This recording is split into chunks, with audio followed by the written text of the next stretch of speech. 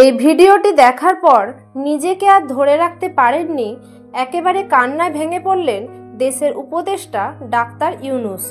নিজের চোখকে যেন বিশ্বাসই করতে পারছিলেন না। একজন পরিবারপ্রেমী মানুষ, একজন দায়িত্ববান বাবা, যিনি শুধু নিজের সন্তানের জন্য স্বপ্ন দেখেছিলেন, তার শেষ মুহূর্তের ভিডিও দেখে স্তব্ধ হয়ে যান ডাক্তার ইউনূস। সোহাগ বলেছিলেন, আমি জানি না আমি বাঁচবো কিনা, কিন্তু আমি চাই আমার বাচ্চারা যেন পথে না বসে। এই কথাগুলো যখন চলছিল তখন সোহাগের চোখে কোনো ক্ষোভ ছিল না, ছিল কেবল অসহায় এক আকুতি। সেই ভিডিও চলাকালীন চেয়ার থেকে উঠে দাঁড়িয়ে যান ডাক্তার ইউনূস। তিনি শুধু বলেছিলেন, আমি আর পারছি না, এটা কোনো মানুষকে নিয়ে করা সম্ভব না। তারপর হাত দিয়ে চোখ মুছতে মুছতে দেখা যায় তাকে।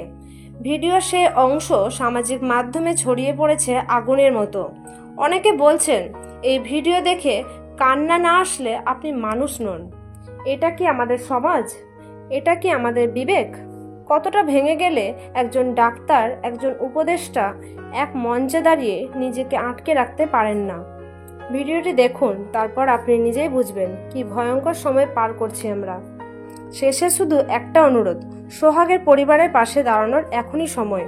তাদের পাশে থাকুন, কণ্ঠ দিন, অন্তত একবার শেয়ার করুন, যেন এই অন্যায় চুপ থেকে না যায়। আপনার মূল্যবান মতামত জানাতে ভুলবেন না। ধন্যবাদ।